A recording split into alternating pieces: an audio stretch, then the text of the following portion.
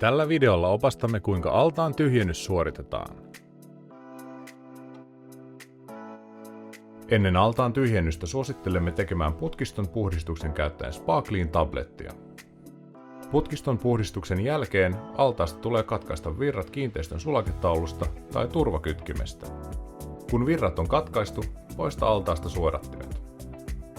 Allas voidaan tyhjentää joko avaamalla altaan tyhjennysventtiili tai käyttämällä uppopumppua. Allasmallista riippuen altaan tyhjennysventtiili löytyy yleensä samalta sivulta, jossa huoltoluukku sijaitsee. Poista korkki, avaa tyhjennysventtiili ja anna veden valua altaasta omalla painolla. Mikäli käytät tyhjennykseen uppopumppua, tulee pumppu laskea altaan pohjalle varovaisesti, jotta altaan pohja ei vaurioidu. Poista letkusta taitokset. Näin varmistat tehokkaan veden virtauksen. Veden voi päästää likavesikaivoon tai vaihtoehtoisesti luontoon, mutta tällöin on varmistettava, että vesi on täysin klooritonta. Tämän voi tarkistaa käyttämällä Freshwater 5-Way-testitikkuja.